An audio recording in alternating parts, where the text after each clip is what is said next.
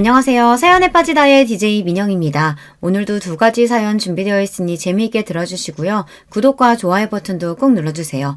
그럼 오늘의 사연 바로 시작해 볼게요. 안녕하세요. 저는 자영업을 업으로 삼아 하루하루 열심히 살아가고 있는 40대 여성입니다.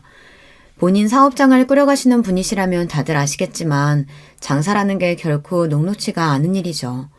무슨 일이든 밥 벌어먹고 사는 일에 쉬운 일이라는 게 없다지만 하루 매출이 그날그날 눈으로 확연히 드러나는 일인 만큼 쉽사리 휴일을 가지기도 어려운 일이 바로 장사죠.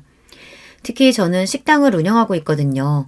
식당 운영이라는 게 손님들이 오시는 시간을 제외해도 음식을 미리 준비하고 재료를 손질하는 등 사람 손 가는 일이 너무 많아요.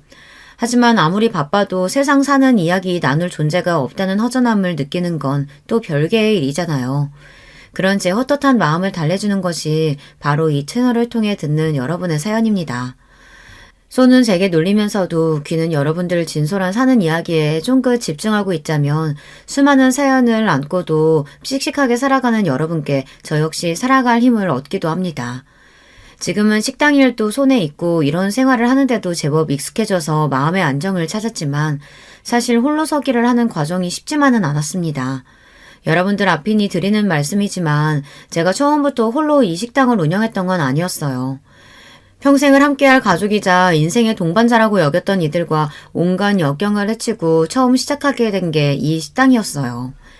하지만 가족들을 위해 제 몸이 부서져라 이랬음에도 가족이라 여겼던 그 사람들에게 저는 그만큼 소중한 존재는 아니었던 모양이에요. 우리가 왜 나가? 우리가 이 식당 이만큼 일궈낸다고 얼마나 고생을 했는데. 그럼 내가 나가는 건 이치에 맞고요. 고생을 해도 내가 더 하고 품을 들여도 내가 더 들였어. 이 뻔뻔하게 짝이 없는 인간들 같으니라고. 나한테도 당신 같은 인간들 더는 내 사람 아니니까 소란 떨지 말고 썩 나가. 가족이었던 저를 기만한 것으로도 모자라 제가 가진 유일한 삶의 터전까지 빼앗으려던 인간들이었어요. 제 거 뺏기는 꼴을 가만히 보고만 있을 사람이 세상 천지에 어디 있겠습니까? 저 역시 마찬가지였습니다. 제 모든 것을 앗아가려 했던 이들에게 그 못지않은 처절한 응징을 해주었죠. 식당 사장이 된 건 결혼을 한 이후 처음 있는 일이었으나 사실 저한테 장사가 처음은 아니었어요. 저희 친정이 그리 넉넉한 편은 아니었습니다. 공장 노동자로 생계를 꾸리시던 아버지께서는 과도한 업무로 몸이 많이 상하셔서 제가 고등학교를 졸업할 무렵에는 일을 나가시는 게 불가능한 상태였습니다. 어머니께서는 오래 앓아오신 지병으로 항상 아프셨고요. 당장 제가 나가서 생업 전선에 뛰어들지 않으면 가족들 내일 먹을 양식도 걱정해야 할 판이었습니다. 그나마 다행인 점이 있었다면 당신들 넉넉지 못한 형편을 고려하신 부모님께서 저 하나 낳고 난 다음 더는 자식을 두지 않으셨다는 점 정도였을까요? 그러니 고작 20살 나이에 시작한 제 첫 사회생활이 결국 녹록할 수 없었겠죠. 일찌감치 실업계 고등학교에 진학해 이를 악물고 열심히 취업 준비를 해서 실업계 고등학교 출신 치고는 제법 건실한 회사에 들어갈 수 있었습니다만 저희 집에 환자만 2사람이었어요. 김병에 효자 없다는 말이 괜히 생긴 말이 아니었습니다. 집안에 아픈 사람 하나만 있어도 평범한 집안 갓에 기우는 게 느껴질 정도라는데 저는 아픈 사람이 2이나 있잖아요. 고졸사원 초봉치고는 적지 않은 연봉을 받았음에도 불구하고 돈은 항상 부족했습니다. 그러다 보니 퇴근 시간 이후로 파트타임으로 아르바이트를 하나 더 했고 주말에도 업장 상황에 따라 하루씩 주말 알바를 했습니다. 감사했었던 건 그래도 제가 처음 취직한 회사 사장님이 마음 씀씀이가 넉넉하신 분이셨다는 겁니다. 저희 집 형편이 넉넉하지 않다는 걸 처음부터 알고 계셨던 사장님은 제게 알바 자리를 주선해 주신 분이기도 하셨어요. 다른 회사에서는 아예 투잡이 금지된 곳도 제법 있다고 알고 있었고 꼭 그렇게 명시하지 않는다 하더라도 자기 회사 일하는데 능률이 떨어질 수도 있으니 다른 일하는 걸 꺼리는 분들이 많았더라고요. 하지만 사장님께서는 자기 막내딸보다 어린 제가 어떻게든 아픈 부모님 봉양하겠다고 기를 쓰는 모습에 많이 안타까워하셨습니다. 나도 부모님이 오래 앓으시다 가셨거든. 아무리 내 부모라고 해도 아픈 사람 간병이 어디 쉬운 일도 아니고 그게 얼마나 지치는 일인진 내가 잘 알지. 돈은 돈대로 들어가 아픈 사람도 같이 사는 사람도 몸은 몸대로 축나고 이게 온 가족이 다 고생이라고. 우리 막내들은 아직도 철딱서니가 없어서 대학 졸업반이 됐는데도 나한테 용돈 좀 타보겠다고 애교 떠는 판국에 그 애보다도 어린 현주 씨가 가장 노릇하고 있는 걸 보자면 내가 나 어릴 때 고생했던 생각이 참 많이 나. 난 엄마 한 분이 아프셔도 그렇게 힘들었었는데 현주 씨는 둘씩이나. 정말 대견하다, 대견해. 나는 내가 더 먹었어도 현주 씨가 진짜 어른이야. 당시 제가 다니던 회사는 규모는 아직 작았으나 착실히 내실을 쌓고 있던 화장품 회사였습니다. 어린아이도 바를 수 있을 정도로 저자극인 기초 화장품을 주력 상품으로 내걸고 있었기에 예민한 피부를 가진 소비자들에게 입소문이 나고 있었죠. 여자의 몸으로 자신의 사업을 여기까지 키워나간 사장님께서는 직접 발로 뛰면서 다른 직원들과 다름없이 열심히 일하시는 분이셨습니다. 그런 사장님 곁에서 저도 어린 나이에 돈 주고는 살 수 없는 많은 것들을 배울 수 있었어요. 사장님과는 지금까지도 인연을 이어가며 잘 지내고 있습니다.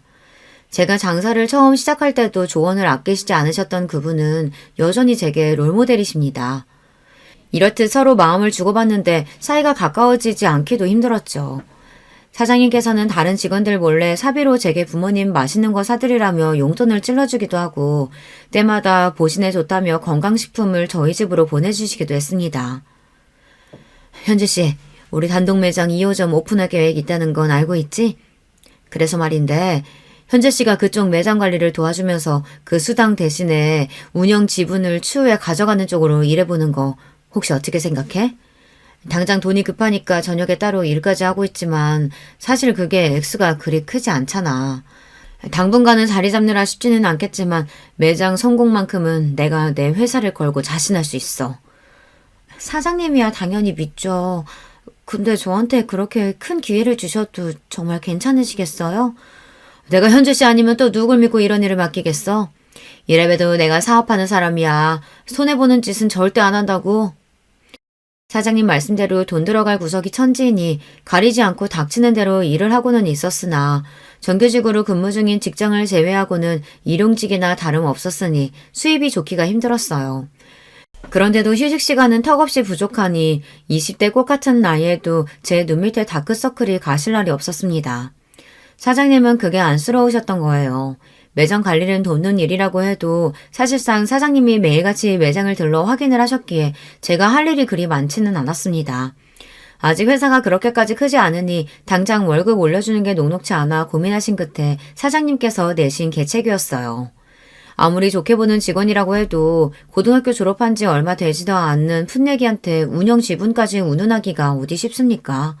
그렇다고 제가 무슨 매장 출자금을 대는 것도 아닌데요. 추가 수당 대신이라고 말씀하시긴 했지만 그렇다기엔 과했죠.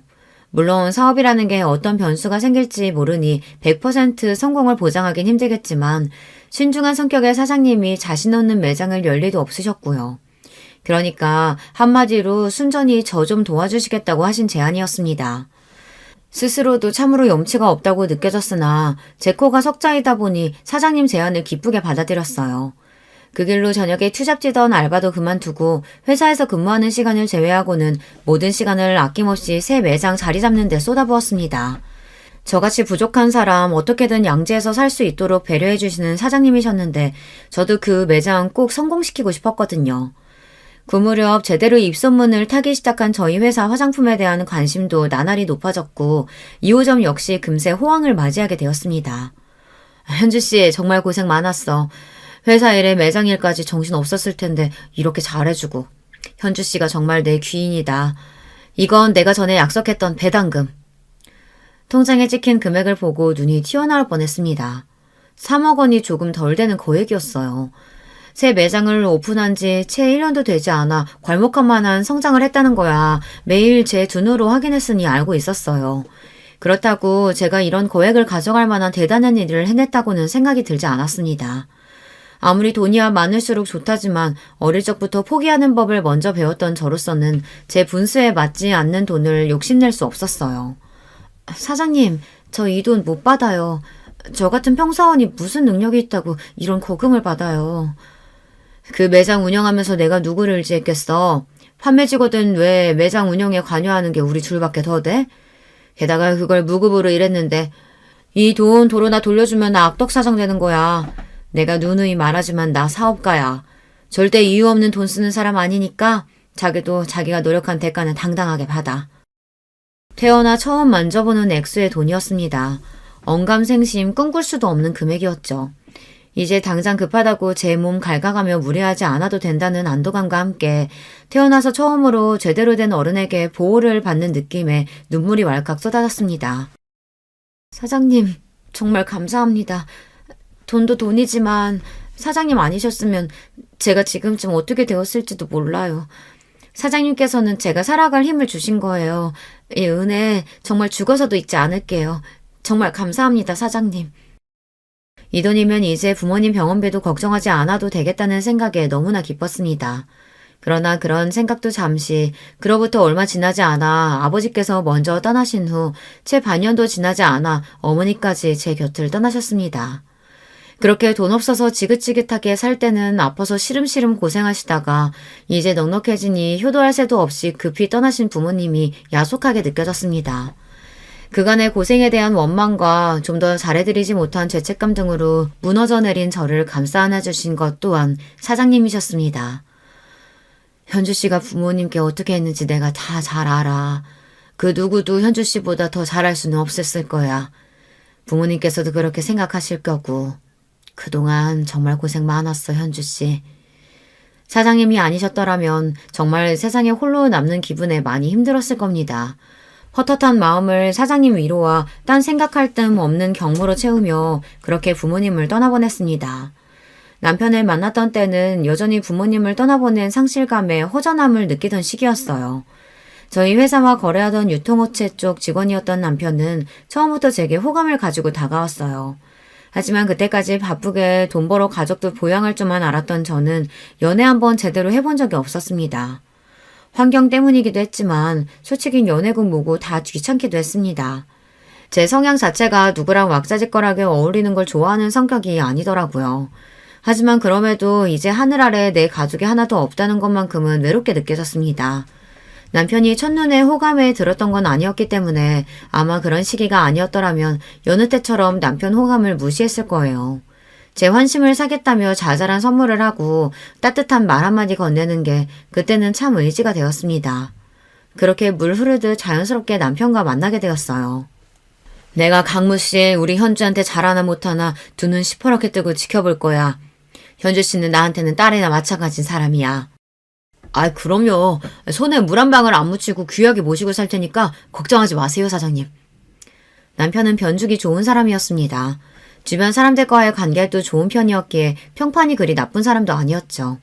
사실 남편과 연애를 시작하기 전에 사장님의 오케이 사인을 받고서야 저도 수락을 한 거였어요. 그럴 때 보면 정말 사장님이 딸내미 단속하는 엄마같이 느껴졌습니다. 사람도 사람이지만 저한테는 그것보다 더 중요한 문제가 있었어요. 워낙 부모님 투병으로 온 가족이 그 긴 시간 생고생을 했으니 가족 중 중환자가 있는지 경제적으로 문제가 있지는 않은지 하는 부분이 정말 중요했습니다. 부모님을 사랑하기는 했으나 그렇다고 그 두 분 모시는 게 힘들지 않은 건 아니었어요.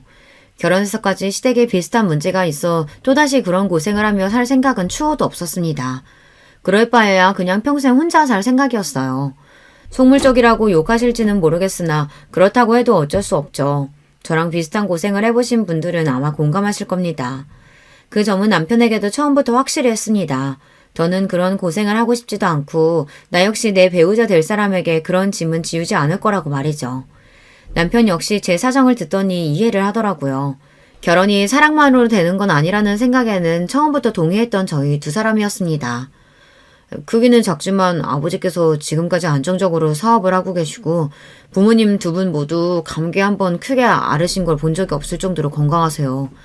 여동생이 하나 있는데 20대 초반에 일찍 결혼해서 지금은 남편 따라 외국에서 살고 있어서 몇 년에 한번 볼까 말까 하고요. 저도 건강한 편이긴 한데 혹시 필요하시면 건강검진 결과지 보여드릴까요? 다행히 이 정도면 합격선은 거뜬히 넘었습니다. 부모님 두 분 모두 노후 준비까지 다 되어 있다는 점도 마음에 들었어요. 부잣집에 시집가서 팔자 고칠 생각은 없었지만 그래도 제가 벌어먹어야 할 집에 시집가는 건 싫었거든요.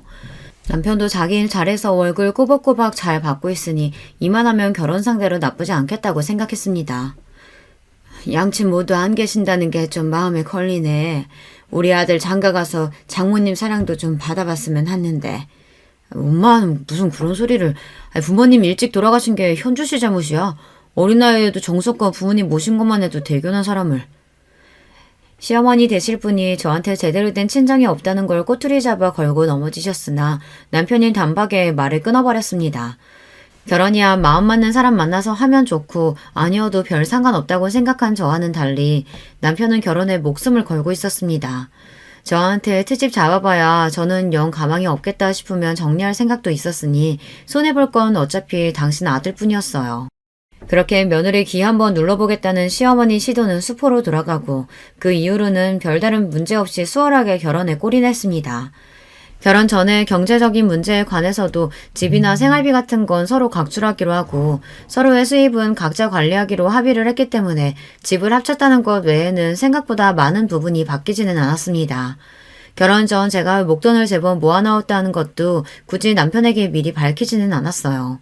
저 역시 남편에게 굳이 캐묻지 않았고요. 결혼 전에 번 돈이야 온전히 본인 재산인 건데 제가 궁금해하거나 탐낼 것도 아니고요. 남편은 그렇게 생각하기보단 아픈 부모 밑에서 오래 고생한 제가 딱히 가진 돈이 있을 거라는 생각 자체를 하지 않은 것 같았습니다. 게다가 제가 차림새가 수수한 편이라 더 그렇기도 했을 거예요. 생활비 내고 각자 돈은 각자 관리하자는 말에 남편이 더 반가워했습니다. 역시 사회생활을 하는 사람이라고는가. 현주 씨가 센스가 있어. 사실 결혼하고 뭐 사소한 거 하나 쓰기에도 서로 눈치 보고 그런 게 편치는 않잖아. 서로 필요할 때는 아끼지 않으면서 자기 건 자기가 관리하고 난 좋아. 아마 저한테 가진 재산이 꽤 되는 걸 알았는데도 남편이 저리 좋아했을까 생각해보니 저도 참 답 없는 사람을 만났다 싶네요. 어찌되었든 둘 모두 합의하에 시작된 생활이었기에 저희끼리는 잡음 없이 잘 지냈습니다. 잡음은 항상 시댁 쪽에서 시작되었습니다. 결혼 직후부터 손자 타령을 입에 달고 살던 시어머니가 급기야 대놓고 이렇게 말하기 시작했어요. 시집을 왔으면 당연히 애부터 낳을 생각을 해야지. 나이가 적은 것도 아니고 곧 있으면 노산인데 남의 집 대 끊을 작정인 게 아니면 당연히 며느리 의무부터 할 생각을 해야 할 것 아냐. 제 나이가 가 30을 넘겼을 때였습니다. 남편이 저보다 5살이나 많으니 남편 입장에서 노산이라면 노산이겠네요. 평소 같으면 시어머니가 뭐라고 하든 말든 신경도 쓰지 않지만 아이 문제에서만큼은 남편도 은근슬쩍 제 어머니 편을 들더라고요. 사실 더 늦기 전에 나도 아이 가졌으면 싶기는 하거든. 자기도 아예 자식 생각이 없는 건 아니잖아. 그런 거 같으면 더 기다릴 것도 없이 가지는 것도 좋지. 남편 말대로 제가 아예 아이 생각이 없는 건 아니었기에 저 역시 고민을 하기 시작했습니다. 하지만 회사 문제도 있고 분명 아이가 생기면 지금과는 생활이 달라져도 너무나 달라지겠죠. 아이 가진다고 나 일 쉬면 그동안 내 수입이 없을 텐데 그건 어떻게 하고? 그리고 아이 낳는다고 은근슬쩍 집에 눌러앉을 생각 없어. 최대한 빨리 회사 복직해서 일할 거야. 그럼. 설마 내가 당신 집에 들어앉힐까 봐? 그리고 내 자식 갖겠다고 하는 건데 설마 내가 당신 돈 안 벌어온다고 타박하겠어? 걱정 마. 이렇게 된 김에 당신도 좀 쉬면서 몸도 보호하고 아이 준비하는 건 어때? 당신 고등학교 졸업하고 이때까지 제대로 된 휴가 한 번도 못 갔잖아. 돌이켜 생각해보니 정말로 제대로 쉬어본 적이 없었습니다. 그래, 이제 나 일한다고 굶어 죽는 것도 아니고 남편 말 맞다나 제 새끼 가진다고 쉬는 건데 날 구박이라도 했다가는 가만 안 두면 그만이지 하는 생각이 들었습니다. 남편 모르게 쓸 수 있는 여윳돈도 제법 많았고요. 그래, 설마 내가 잠깐 쉬다 온다고 선주 씨 자리 하나 못 지켜주겠어? 이날 이때까지 그렇게 쉴 틈 없이 일했는데 이제 현주 씨도 숨 돌릴 틈이 좀 생겼네. 내가 현주 씨 시집가고 나서도 잘 지내는 건가 걱정이었는데 이렇게 마누라 쉬게 해줄 줄도 알고 잘 살아서 정말 다행이다. 휴직기 이야기를 꺼내자 흔쾌히 받아주시는 사장님 덕에 저 역시 이제 이런 여유를 부릴 수 있는 삶을 살게 된 게 흡족했습니다. 그렇게 태어나 처음으로 아무 걱정 없이 빈둥빈둥 쉬는 날을 맞이하게 되었어요. 처음 며칠은 좀 불안한 기분이 들더니 의외로 백수 생활이 저한테 잘 맞더라고요. 혼자서 조용히 그동안 해보지 못했던 것들을 하나씩 해보는 것도 제법 즐거웠고요. 마음이 편해 그런 건지 얼굴도 꽤 좋아졌습니다. 비록 제 아들 일하는 동안 팔자가 늘어진 저를 보고 심통이 난 시어머니 얼굴을 보는 건 반갑지 않았지만 말입니다. 우리 아들은 얼굴이 판쪽이 되도록 고생하는데 너는 아주 팔자가 늘어졌구나. 남편 돈으로 그렇게 놀고 먹으니 좋니? 저희는 처음부터 각자 번 돈 각자 썼어요. 제 돈 제가 쓰고 노는 거니까 아들 걱정은 안 하셔도 돼요. 자기한테는 져줄 생각이 없는 며느리 말에 또 파르르 하는 시어머니였지만 제가 뭐 틀린 말 했나요? 그러게 가는 말이 고와야 오는 말이 고운 겁니다. 회사 안 나간다고 자꾸만 불러서 귀찮게 굴려는 시어머니는 제가 시댁 자주 안 온다는 게 늘 불만이었으나 애초에 사람을 저리 대하는데 누가 좋다고 거길 가겠습니까? 자주 안 보는 게 상책이었어요. 그즘 별탈 없이 평탄하게 운영하시던 시아버지 회사에 변화의 소용돌이가 치기 시작했습니다. 어디서 무슨 말을 듣고 혹한 건지 평생 구멍가게 수준으로 운영하던 회사를 키워보겠다며 시아버지가 가진 재산 모두 끌어모아 회사 덩치를 불리고 있다는 소식을 뒤늦게 들었을 때는 염려가 되었어요. 괜히 긁어부스럼 만들까 싶었으나 정말 남편 반응은 심심했습니다. 뭐 평생 하시던 일인데 알아서 잘 하시겠지. 그리고 잘 안 되더라도 빚도 돈 있는 사람들이나 지는 거지. 애초에 뭐 가진 것도 별로 없는 아버지가 잃어봤자 얼마나 잃으시겠어. 그래도 지금 사시는 집도 있고 노후 대비도 해놓으셨고 더 늦기 전에 아버지도 해보고 싶은 일은 있으셨겠지. 당신 아드님도 저리 말하는데 내가 뭐라고 끼어들 일도 아니지 싶어 저도 그냥 그러고 말았습니다. 그래서 새벽에 시부모님이 갑작스럽게 쳐들어왔을 땐 진짜 너무 놀랐어요. 아이고 강무야, 이제 우리 어떡하니? 네 엄마 길거리에 나 앉게 생겼다. 아직 잠에서 제대로 깨지도 못해 어안이 벙벙한 저희 앞에 퍼질러 앉아 시어머니가 대성통곡을 하셨습니다.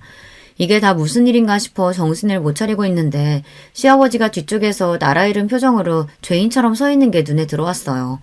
난리를 치면서 그 새벽에 집이 떠나가라 울던 시모가 갑자기 당신 남편을 획 쏘아보더니 원망의 말들을 마구 퍼부어댔습니다.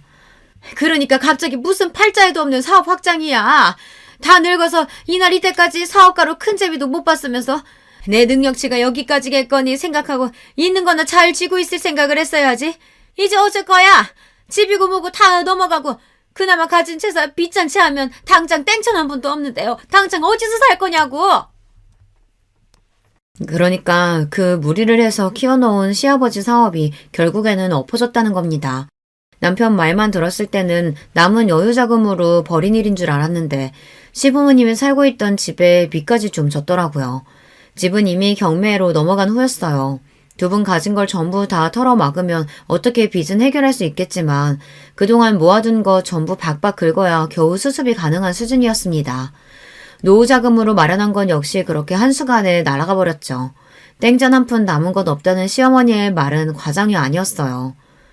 내가 정말 너희들한테 면목이 없다.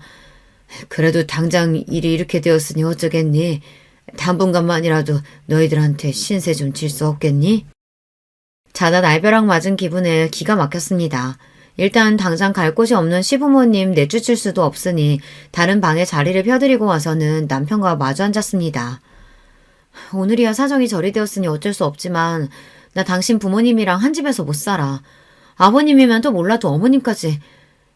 이유는 당신이 더 잘할 테고.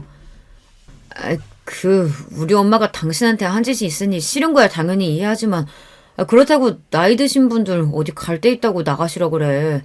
그래도 내가 자식인데, 어? 가뜩이나 마음에 들지도 않은 시어머니 머물 곳까지 알아봐야 한다는 생각에 머리가 지끈거렸으나 계속 그러고 앉아있는다고 무슨 수가 나는 것도 아니었습니다. 결국 내키지 않는 어투로 남편에게 말했어요. 기다려봐. 내가 좀 알아볼 테니. 제가 연락을 드린 사람은 바로 사장님이었습니다. 사장님 회사는 날이 갈수록 성장해 이제는 제법 중견기업 태가 났습니다. 사장님께서도 살림살이가 예전과는 비교할 수도 없을 정도였고요. 소유하신 건물도 벌써 여러 채였는데 그중 유동 한 건물에 공실이 많아 걱정이라는 말씀을 하신 적이 있었거든요. 사장님, 당장 입실 가능한 집 아직 있어요? 응? 집이야 있지만 현주씨 무슨 일 있어? 간략하게 자초지정을 설명하자 사장님 얼굴에 금세 걱정하는 기색이 비쳤습니다. 평생 고생만 한 제가 시집가서 좀 잘 사나 싶었는데 시댁이 저리 쫄딱 망했으니 듣는 사장님이라고 기분이 좋으실 리 없으셨겠죠. 매번 힘들 때마다 사장님 도움을 받는 게 죄송스러웠지만 당장 생각나는 분도 사장님 뿐이었습니다. 월세는 바로 마련해서 보내드릴게요. 최대한 빨리 입주할 수 있으면 돼요. 그건 걱정할 거 없어. 당장 오늘이라도 들어갈 수 있으니까. 돈도 천천히 얘기하자고. 현주 씨 시부모님이면 나하고도 인연이 없다고 할 순 없는데 급할 거 없잖아. 응? 이번에도 선뜻 제게 도움의 손길을 내밀어 주신 사장님께 정말 감사했습니다. 신부모님도 이렇게까지 해주시긴 쉽지 않으셨을 거예요. 그렇게 급히 시부모님 거처 문제를 해결해 드렸습니다. 꼼짝없이 아들 집에 얹혀 살 줄 알았는데 그래도 상태가 나쁘지 않은 곳에 바로 머무를 곳을 마련해준 며느리 덕분에 두 분 얼굴에도 잠시 수심이 가셨어요. 아가, 네 덕분에 내가 숨이라도 돌렸다. 이 은혜 잊지 않으마. 정말 고맙다. 그래, 고맙구나.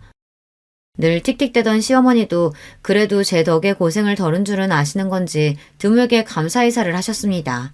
여전히 표정은 떨떠름하셨지만 말입니다. 그렇게 살 곳은 마련했으나 시부모님 당장 먹고 살 일도 문제였어요. 가진 거라고는 하나 없는 두 노인이 이제 와서 어디 취직하기도 마땅치 않고 앞으로의 일을 생각하면 가슴이 답답했습니다. 여보, 정말 미안해. 결혼 전에 그렇게 당신이 당부했는데 집 문제도 그렇고 결국 이렇게 당신한테 피해를 끼치게 되네. 내가 정말 당신한테 면목이 없어.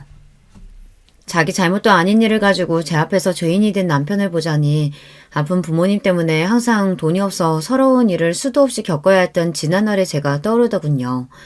그래도 내가 평생을 함께하겠다고 선택한 사람이 저러고 있는 걸 보자니 저도 마음이 안 좋았습니다. 그렇게 여러 날 고심한 끝에 남편과 시부모님을 한데 모아 그간 제가 계획한 바를 차근차근 설명하기 시작했습니다. 사실 제가 결혼 전에 모아둔 돈이 조금 있어요. 그걸 어떻게 쓸지 고민이 많았는데 역시 가족들한테 쓰는 게 맞는 것 같습니다. 제가 그래도 손재주는 좀 있으니 식당 창업을 할까 하는데 아무래도 저 혼자서는 무리겠죠. 아버님, 어머님이 오셔서 얼마간만이라도 좀 도와주시면 힘이 될 것 같아요. 물론 가족이라고 그냥 해달라는 거 아니고 꼬박꼬박 월급 챙겨드릴 거예요. 다른 직원들도 고용할 계획이니 일이 그렇게 힘들지는 않을 거고요. 어떻게 하실 생각 있으세요? 생각지도 못했던 목돈 이야기에 세 사람 눈이 휘둥그레졌습니다. 특히 시어머니는 눈이 튀어나올 것만 같더라고요. 너 그런 돈이 있으면 친정 이야기를 했어야지. 왜 지금까지 얘기를 안 하고? 제 돈인데 굳이 이야기할 필요가 없겠죠. 그래서 생각 있으시냐고요. 본인이 아쉬운 입장임에도 무슨 자격으로 얘기를 하느니만이 발끈하는 시어머니는 쏙 빼버릴까 하는 생각이 잠시 들었지만 어쨌든 저랑 제 남편 좋자고 꺼낸 이야기였으니까요. 저 사람이 괜한 소리를. 우리야 그저 고맙지.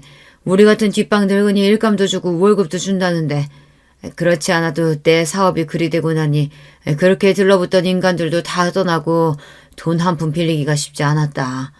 이렇게 네가 도와주니 이제 굶어 죽을 걱정은 하지 않겠구나. 시켜만 주면 무슨 일이든 해야지. 그래도 시아버지는 염치는 있으신 분이셨어요. 저 나이에 사업까지 하신 분이면 자존심 내세워서 뻗대는 인간들도 있을 텐데 그래도 본인이 벌인 일 어떻게든 본인이 수습하려고 노력하시는 건 높이 살만했습니다. 시어머니는 며느리 밑에서 일할 생각에 분한 모양이었지만 당장 아쉬운 건 제가 아니니까요. 마지못해 기어들어가는 목소리로 시어머니가 말했습니다. 그래, 나도 나가마. 그렇게 창업 준비가 시작되었습니다. 갑작스럽긴 했습니다만 어렴풋이 식당 창업에 대해서 생각해보지 않은 것은 아니었습니다. 마침 임신 준비로 휴직한 상태에 시간 여유가 넘치는 상황이었으니 어떻게 여러 가지 상황이 잘 맞물린 거였죠. 어머, 식당을?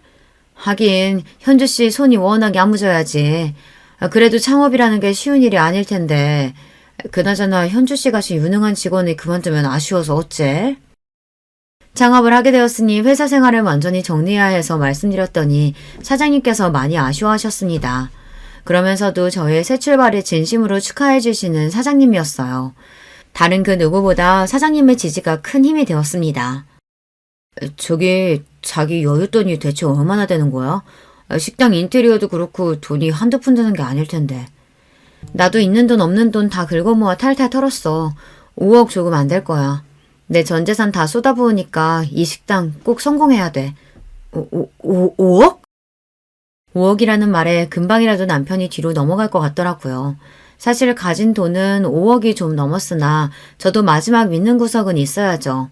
결혼 전에 사장님께 받았던 3억이 좀 안 되는 돈은 그동안 투자 등을 통해 그 몸집을 키워 5억이 넘는 돈으로 불어났습니다. 거기에 결혼 전까지 딱히 쓰는 것도 없이 차곡차곡 모아둔 월급까지 합치면 금액이 더욱 커졌죠. 제가 아무렴 믿는 구석도 없이 덜컥 휴직계를 썼겠습니까? 몇 년 정도는 한량처럼 놀아도 전혀 걱정할 것이 없었습니다. 비록 생각만 했던 일이 갑작스럽게 현실로 구현되긴 했지만 제가 그렇게 호락호락한 사람은 아니었어요. 식당 인테리어며 메뉴 구성이며 정신없이 바쁘게 돌아가는 와중에도 시장 조사와 어떤 고객층을 타겟으로 잡을지 철저하게 준비했습니다. 제가 제 업장을 운영해 본 적은 없어도 회사 다니면서 새 매장 운영 일은 해보지 않았겠습니까? 비록 동종업계는 아니지만 그때 사장님 하시는 걸 보면서 배운 게 결코 적지 않았습니다. 사장님 역시 자기 사업으로 바쁘신 와중에도 틈틈이 재창업에 조언을 아끼지 않으셨습니다. 제가 아는 전문가 중에도 가장 신뢰할 수 있는 사람이 사장님이셨으니 돈 주고도 얻지 못할 귀한 말씀을 거저 얻은 거나 마찬가지였죠. 그렇게 제대로 준비한 저의 첫 식당이 문을 열었습니다. 한식 가정식을 주 메뉴로 잡아 깔끔하게 즐길 수 있는 세련된 인테리어의 식당이었어요. 사실 다루는 메뉴는 백반집에서 흔히 볼 수 있는 것들이었지만 마치 일본 가정식이나 1인 코스 요리를 먹는 것처럼 깔끔하고 세련되게 구성을 했습니다. 이건 역시 다분히 의도된 것이었어요. 요즘 젊은 층들 사이에서 이런 소박한 음식들이 유행이거든요. 그 와중에 사진 찍을 만한 예쁜 것들에 열광하는 심리를 잘 파악해서 꼭 인증창 찍기 좋은 잘 꾸며진 카페에서 든든한 한식으로 배를 채울 수 있는 식당을 만든 거죠. 이건 역시 제 아이디어에 사장님께서 살을 붙여주셨습니다. 거기에 회사 다닐 적 제 주력 업무였던 인터넷 매체를 활용한 홍보까지 더해 저희 식당은 인근에서 아주 핫한 식당으로 급부상했습니다. 덕분에 식당 일은 눈코 뜰 새 없이 바빠졌어요. 처음 시부모님께 말씀드린 대로 직원들도 넉넉하게 뽑았습니다. 비록 양념장 비율을 비롯한 음식 레시피는 저 혼자 알고 있는 영업 비밀이었으나 그 외의 업무는 직원들에게 고루 분배해 사람이 많아도 직원들이 너무 급히 서두르는 느낌이 나지 않도록 신경 썼습니다. 백반을 먹어도 귀히 대접받는 느낌이 나도록 이게 제가 철저하게 지키는 저희 식당 영업 방침이었습니다. 대접받는 걸 싫어하는 사람은 아무도 없으니 젊은 손님층은 물론 그 젊은 손님들이 자기 부모님을 모시고 대접하는 곳으로도 꽤 좋은 평가를 받았죠. 시부모님 월급을 드리려면 명분이 있어야 하니 두 분 출근하시라고 하긴 했지만 사실 그렇게 일을 시킬 생각이 있는 건 아니었어요. 특히나 시어머니의 경우 그 모난 성격으로 손님들 심기나 거스르지 않으면 다행이었기에 나와서 남을 다드는 거나 조금 돕게 하고는 몇 시간 식당에 머물게 두지도 않았습니다. 시아버지께도 소일거리 정도나 드릴 생각이었으나 예상보다 시아버지도 다부지게 마음을 먹고 진지하게 일에 임하시더라고요. 제가 말려도 의욕적으로 온갖 일을 찾아하시고 손님들에게도 친절하셨고요. 결국 시아버지는 서빙 일을 맡게 되셨는데 은발의 신사가 친절하게 서빙하고 음식 설명을 해주는 게 제법 반응이 괜찮았습니다. 그저 용돈벌이나 할 수 있게 해드리려고 했는데 저리 열심히 해주시니 저도 기분이 나쁘지 않았죠. 여보, 요새 식당 일 때문에 정신이 하나도 없지? 아무래도 믿고 맡길 수 있는 사람이 더 있어야 하지 않겠어? 응? 아니야. 몸은 좀 힘들어도 요새 장사도 잘 되고 입소문도 타고 있고 기분이 좋아 그런가 버틸만 하네. 생각해보니 그때부터 남편은 슬슬 시동을 걸었던 것 같은데 워낙 식당 일 외에 신경을 못 쓴 제가 미처 알아차리지 못했던 것 같습니다. 식당을 연 지 1년이 좀 넘었을까. 한 유명 케이블 맛집 프로그램에 저희 식당이 등장한 이후부터는 이제 식사 시간에 웨이팅 없이는 입장이 어려울 정도로 손님이 늘어났습니다. 그야말로 초대박이 난 거죠. 여보, 내일부터는 나도 식당으로 출근할게. 당신 혼자서 이 난리 감당이 되겠어? 이럴 때 남편이 힘이 돼야지. 무슨 소리야? 당신 회사는 어쩌고? 실은 나 회사 정리했어. 내 월급 쥐꼬리만한 거 받는 거보다 당장 식당 일이 훨씬 더 급한데 여러모로 생각해봐도 그게 더 우리 부부한테 이득 아니겠어? 마누라한테 이런 방구도 없이 덜컥 회사 간다놓고 하는 소리가 아주 가관이었습니다. 제가 언제 저더러 도와달라고 했나요? 요새 취직이 얼마나 어려운데 사람 사는 일이 어찌 될 줄 알고 저렇게 경솔한 행동을 한답니까? 거기다 지금껏 자기 수입 철저히 자기 것으로 해놓고 왜 식당 일은 자기가 참여하는 게 당연한 것처럼 구는 거냐고요.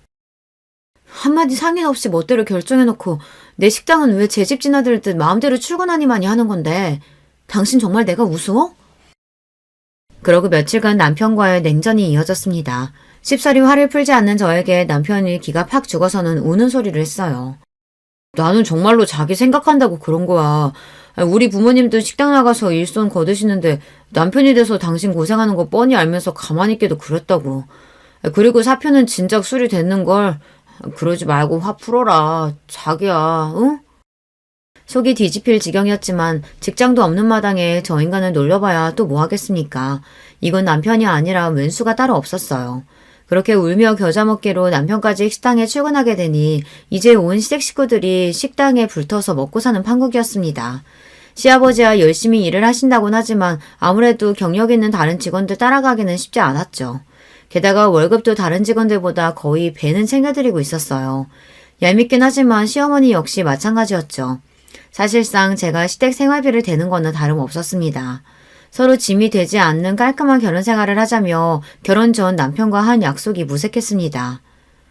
예, 그래도 제가 명색이 사장 남편인데 일반 직원이랑 똑같이 대우해서 되겠어? 쟤도 뭐 믿는 구석이 있어야 좀 어깨 피고 살 거 아냐. 뭐가 예쁘다고 직장까지 때려치운 남편놈 직함까지 달아주니까 온 가족이 며느리한테 붙어 기생하면서 참 염치도 없다 싶었어요. 처음에는 제 눈치를 보던 남편도 잘나가는 식당 사장인 부인 덕에 직원들한테 사장님과 다름없는 대우를 받다 보니 아주 붕 떠서는 자기가 사장이라도 된 듯 굴었습니다. 당신 내 직원들한테 함부로 말 놓고 그러지 마. 나도 신경 써서 대우하는 사람들인데 왜 당신이 더 사장인 것처럼 거들먹거려? 내가 뭘 잘못했다고. 직원들 기운 좀 내라고 한 말 가지고 뭘 그렇게 예민하게 반응해. 당신 가만 보면 사장 됐다고 남편 너무 무시해. 직장 때려치웠을 때부터 서서히 남편에게서 멀어진 마음은 남편이 식당에 들어앉은 후로는 완전히 정이 떨어지는 지경까지 이르렀습니다. 이제 와서 도움을 주는 게 아니라 물 흐리는 거나 마찬가지였어요. 게다가 시어머니랑 둘이서 모자가 무슨 작당을 했는지 둘이서 쑥덕거리고 난 후에는 꼭 분란이 일어났습니다. 저 두 사람 때문에 더는 일 못하겠다는 직원까지 나오자 제가 얼마나 미안했던지 모릅니다. 어머니, 이러실 거면 더는 제 가게 나오지 마세요. 하시는 일도 없으면서 다니면서 분란만 만들고 대체 왜 그러시는 거예요? 저 망하라고 고사 지내시는 거예요? 이게 말하는 것 좀 봐. 너 혼자 잘해서 성공한 줄 알아? 식당 시작부터 고생한 시애미한테 고마운 줄도 모르고. 자기가 뭐 한 게 있다고 이제 와서 대도하는 생색이에요. 그렇게 시어머니를 내쫓고 나니 가게가 그렇게 평온할 수가 없었습니다. 자기가 왕인 양 굴던 남편도 자기 편들어줄 시어머니가 없으니 기가 죽었는지 좀 눈치를 보더라고요. 하여튼 제 인생에 도움이 안 되는 양반이었습니다. 한 며칠 잠잠하더니 식당 브레이크 타임에 문을 부수기라도 할 기세로 시어머니가 다시 쳐들어왔습니다.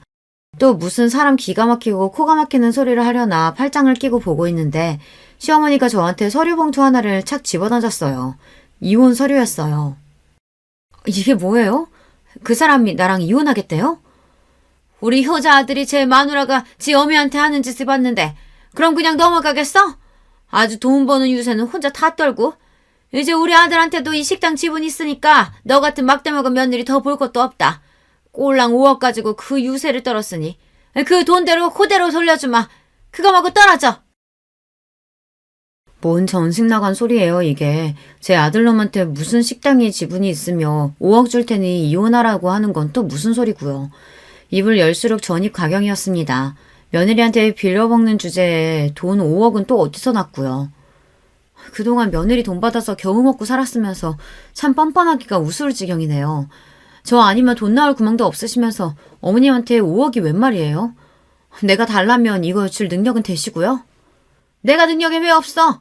우리 아들이 이제 잘 나가는 식당 사장님인데 너 나중에 딴소리 할 생각 말고 이 돈 주면 두말 없이 이혼하는 거다. 알겠어? 그 인간이 도대체 제 어미 앞에서 무슨 허풍을 떨었는진 몰라도 저도 저 두 인간들한테 신물이 날 만큼 난 상태였습니다. 다 죽어가는 저들 살려줬으면 고마운 줄을 알아야지 감히 은혜를 원수로 갚는 짐승만도 못한 행태를 더는 두고 봐줄 생각도 없었고요. 그렇게 계산을 마친 저는 시어미를 쏘아보고는 말했어요. 어머니, 뭘 믿고 덜컥 이혼 도장부터 찍겠어요. 5억 입금하면 그때 도장 찍어줄 테니 어머니나 군소리 마세요. 그렇게 제 통장에 찍힌 5억을 확인하고 나서 시원하게 이혼 서류에 도장을 쾅 찍어버렸습니다. 멍청하게 제 아들 허풍에 바보된 줄도 모르고 꼴보기 싫은 며느리 치우고 식당까지 먹어치운 줄 아는 시모꼴을 보고 있자니 고소해서 비웃음이 비집고 나오는 걸 억지로 참느라 아주 혼났어요. 다음날 시모가 혼비백산을 한 꼴로 다시 제 식당에 뛰어들어왔습니다. 멀리서 보이는 시모 꼴을 보고는 미리 연락해둔 직원에게 손짓을 했죠. 시모는 우람한 직원의 제지에 제 식당 안으로 들어오지도 못하고 밖에서 부들부들 떨고 있었습니다. 제 딴에는 분해서 아주 죽을 지경이었을 겁니다. 그러던지 말든지 저는 여느 때와 다름없이 정성껏 음식을 만들고 손님을 응대했죠. 식당 마감 시간이 지나고서야 시모를 식당 안으로 들였어요. 언제 왔는지 그 옆에 남편도 얼굴이 새파래져서는 같이 들어왔더라고요. 너 감히 나를 속여? 내가 너 사기죄로 고소할 거야. 거기다 이혼서류 도장 찍은 지 하루 만에 우리를 집에서 내쳐? 네가 그러고도 사람이야? 언감생심 며느리 재산에 돈도 골라서 아들 이혼시킨 정신 나간 여자도 있는데 누가 누굴 사람 운운하고 자빠졌어요. 내가 돈 달라고 했어요? 당신이 이혼하라며. 니들 같은 거지 같은 새끼들이랑 엮여서 내가 한 고생이 얼만데 그럼 내가 위자료도 안 받고 이혼해주겠어? 위자료라니? 그건 이 식당 넘기는 돈이잖아. 내가 단 한마디라도 이 식당 넘긴다고 한 적이 있어? 멍청한 것도 정도 것이지. 지금 이 식당 가치가 얼만데 겨우 5억 받고 니들 같은 거머리들한테 내가 내 식당을 넘기겠어. 당장 길바닥에 나 앉을 인간 집 구해줘. 일가지도 않은 일 조금시키고 그 많은 돈까지 줬는데 감히 은혜도 모르고 주인을 물어? 이 금수만투 못한 거. 나도 니들 같은 거머리 새끼들이랑은 더 보고 살 생각 없으니까 당장 꺼져. 당연히 제 것인 줄 알았던 식당이 신기루처럼 사라지고 돈 5억까지 날렸다는 걸 깨달은 시어머니 낯빛이 질리다 못해 피기가 싹 가셨습니다. 그 옆에서 안절부절 못하고 서있던 남편놈이 제 앞에 무릎을 꿇고 주저앉았어요. 여보, 나 진짜 몰랐어. 내가 미쳤다고 당신이랑 이혼을 해? 나 이혼 절대 못해. 내가 접수한 것도 아닌데 어떻게 이혼을 해? 이놈이야 당연히 나랑 이혼할 생각이라고는 손끝만큼도 없겠지. 쪽쪽 빨아먹을 재산 있는 마누라 미쳤다고 이혼을 하겠어? 근데 어쩌니? 네 어미가 서류를 하도 잘해와서 나는 그냥 도장 찍어준 것밖에 없어. 서류도 네 어미가 보냈잖아. 접수까지 다 된 이혼 서류. 이제 와서 네가 뭘 어쩔 거야? 그동안 네가 주제도 모르고 내 소중한 식당에서 온갖 꼴값 다 떼면서 설치고 다닌 거 내가 모를 줄 알아? 내가 내 청춘 다 갈아서 모은 돈으로 내 노력으로 일군 걸 네 놈이 뭘 했다고 감히 눈독을 들여? 이 버러지 같은 놈. 너 같은 놈 알아서 떨어져 준다니 내가 오늘부터 발 뻗고 자겠다. 네 놈 상대할 시간 없으니까 네 미친 엄마 데리고 당장 내 식당에서 나가. 그렇게 제발 살려달라고 비는 그 두 인간들을 제 눈앞에서 치워버렸습니다. 시어미야 처음부터 마음에 안 드는 인간이었으니 멍청하게 욕심부리다가 자기는 물론이고 자기 남편과 자식 인생까지 말아먹은 게 그저 고소하기만 했습니다. 하지만 남편놈은 그래도 한때는 저와 일평생을 함께하겠다고 마음먹었던 사람이었어요. 돈 앞에 사랑도 부질없었던 거였는지 아니면 애초에 그만큼의 사랑은 아니었던 건지 알 수 없지만 가슴이 휑한 기분이 드는 건 어쩔 수 없었습니다. 이미 서류 접수되었는데 이혼이 장난도 아니고 뒤늦게 남편이 난리쳐봤자 법원에서 받아들일 리 만무했습니다. 애초에 서류 접수가 자기 본가 쪽에서 되었는데 제가 갖다 낸 것도 아니고 뒤늦게 부린 변덕 정도로 치부되었으니 재판부 입장에서는 괘씸죄만 더해졌죠. 그렇게 결국 남편과의 인혼이 확정되었습니다. 지가 지발로 직장 때려치우고 더는 제 식당에서 나댈 일도 없고 저 아니면 믿을 구석도 없으니 직업도 없는 놈이 개털인 상태였죠. 그렇다고 자기 부모들 사정이라고 다를 바 있습니까? 그 고약한 여자가 저한테 이혼 서류를 집어던진 바로 그날 곧장 집을 내어주신 사장님께 연락을 드렸습니다. 제 기가 막힌 소식에 저보다 더 분노하시는 사장님이셨어요. 인간의 은혜를 몰라도 정도 것이지 감히 현주 씨를 그딴 식으로 배신해? 알았어. 당장 내일 그 몹쓸 여자 짐 다 빼버릴 테니까. 내가 현주 씨 가족이니까 보증금도 안 받고 계약서도 안 쓰고 받아준 거지. 미쳤다고 그런 뻔뻔한 인간들을 내 건물에 들이겠어? 걱정하지 마 현주 씨. 다음날 사정 봐줄 것도 없이 집안에 있던 짐을 싹 다 빼서 건물 밖으로 던져버린 사장님이셨어요. 이럴 때 보면 참 화끈하고 거침없는 분이세요. 친정엄마 대신 저 생각해 주신다고 그렇게 더 강경하게 나오신 거였겠죠. 그 다음에야 앞서 얘기했으니 다들 아실 겁니다. 단 하나 마음에 걸리는 게 시아버지셨는데 제가 찾기도 전에 제 아내가 폐악을 부리신 건 알고 도리어 제 앞에서 고개를 숙이셨습니다. 네가 우리한테 어떻게 했는지 뻔히 아는데 아무리 내 자식 내 부인이라지만 어떻게 편을 들겠니? 내가 너한테 미안해서 고개를 못 들겠구나. 이런 못난 인간들 때문에 고생한 거 다 있고 부디 앞으로는 좋은 일만 있었으면 싶구나. 뒤늦게 알고 힘되어주지 못해서 미안하다. 당장 가실 곳도 마땅치 않으실 테니 제가 부로 준비한 돈도 한사코 거절하셨습니다. 비록 말년에 잘못된 선택으로 가진 걸 다 날리기는 하셨으나 그래도 본인 부인이나 아들 같은 인간들에게는 아까운 분이셨어요.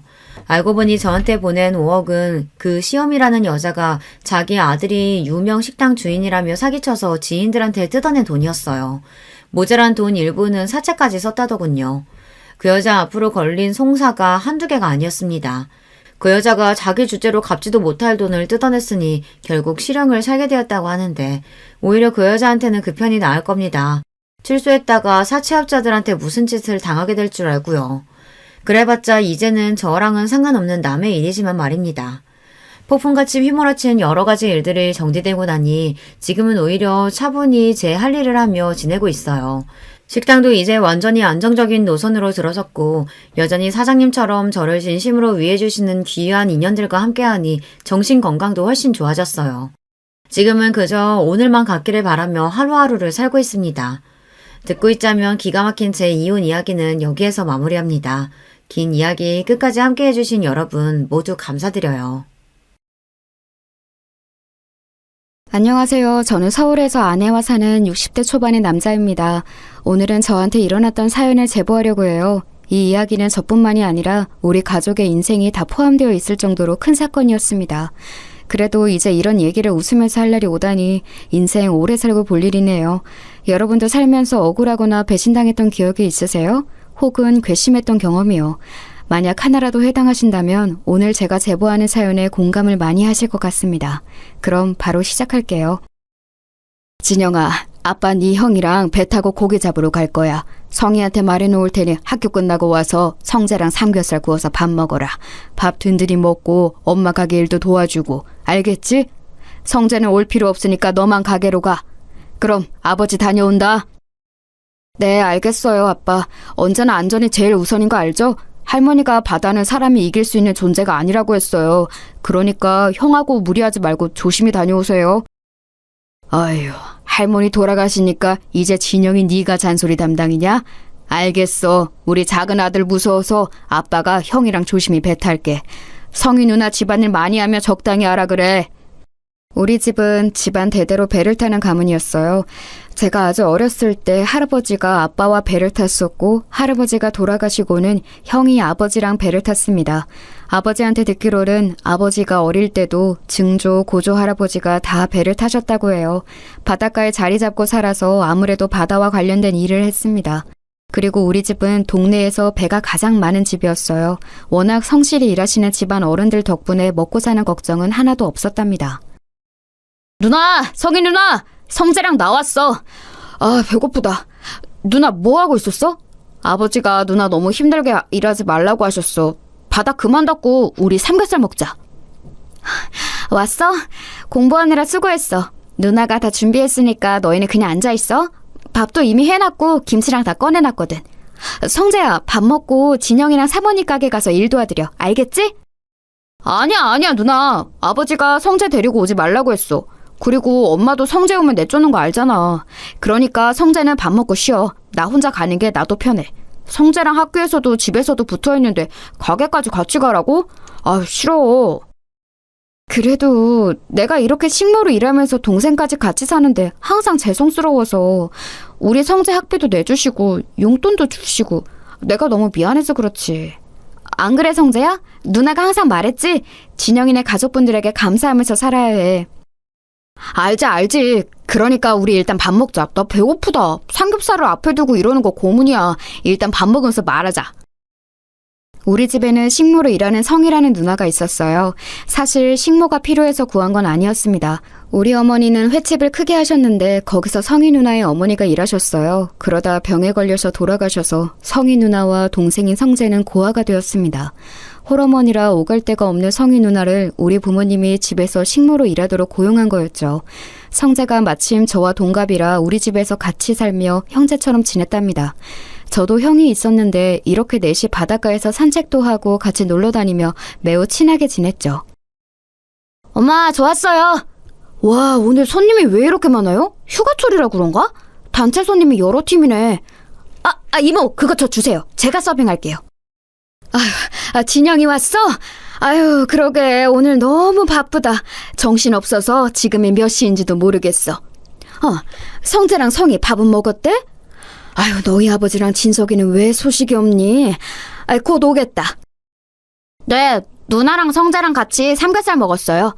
엄마, 이따 가게 마감하고 제가 청소할 테니까 먼저 들어가요. 몸도 안 좋으면서 무리하지 말고요. 우리 작은 아들 최고네. 아직 고등학생인데 이렇게 엄마 마음을 알아줘? 됐어. 그것만 돕고 들어가서 공부해. 저는 주로 학교가 끝나면 집에 와서 밥을 먹고 엄마 가게로 향했어요. 성희 누나는 편의를 많이 봐주는 우리 부모님에게 항상 감사하다고 했습니다. 그러면서 성재를 가게로 같이 보낸 적이 많은데 우리 부모님은 한 번도 성재에게 일을 시킨 적이 없어요. 오히려 부모 없이 자라는 성희 누나와 성재가 안타깝다고 여기셨죠. 성재의 학비를 아버지가 대신 내줬고 가끔은 우리 형과 저보다 성재와 성희 누나를 더 챙긴다는 생각이 들 정도였습니다. 사모님하고 사장님은 무슨 자선사업가야? 이렇게 직원들 챙겨주면 남는 게 있기는 해요? 명절이라고 보너스 가득 넣은 것 봐. 내가 아까 보니까 그 식모. 그래, 성희랑 성재까지 데리고 여행 간다며? 성희는 가만 보면 복 받았어. 이러다 큰아들하고 결혼하는 거 아니야? 성희가 며느리가 되면 우리야 좋지. 예쁘지, 일 잘하지. 우리가 축복이지. 그리고 내가 좋아서 베푸는 거니까 부담 가지지 말아요. 자, 그럼 명절 잘 보내시고 끝나고 봅시다, 다들. 고향 다녀오세요. 명절이 되면 가족이 없는 성희 누나와 성재를 배려해서 같이 여행도 다녔어요. 제가 생각해도 우리 부모님은 저 남매에게 최선을 다했습니다. 동네에서도 유명할 정도면 말 다 했죠. 이렇게 저는 평생 가족들과 행복하게 살 줄 알았어요. 우리 아버지는 옛날 분이지만 상당히 다정하셨습니다. 어머니도 언제나 가족들에게 사랑을 듬뿍 주는 분이셨거든요. 그래서 미래에 대해 걱정해 본 적이 없을 정도였죠. 하지만 인생이란 게 어떻게 풀릴 줄 모르잖아요. 우리 가족에게 불행이 찾아오게 되었습니다. 사실 지금 많은 시간이 흘렀는데도 그때 일을 기억하는 것이 아직도 많이 힘들어요. 그만큼 제 인생에 있어서 불행의 서막이었답니다. 그날은 비가 아주 많이 오는 날이었어요. 여름이었고 비를 포함해서 태풍도 오고 호우주의보가 발령됐었죠. 전국적으로 호우 피해가 심각했는데 우리가 사는 지역이 바닷가라 파도가 아주 세차게 쳤어요. 태풍 때문에 창문이 흔들릴 정도로 심각했던 기억이 나요. 아이고 어떡하나.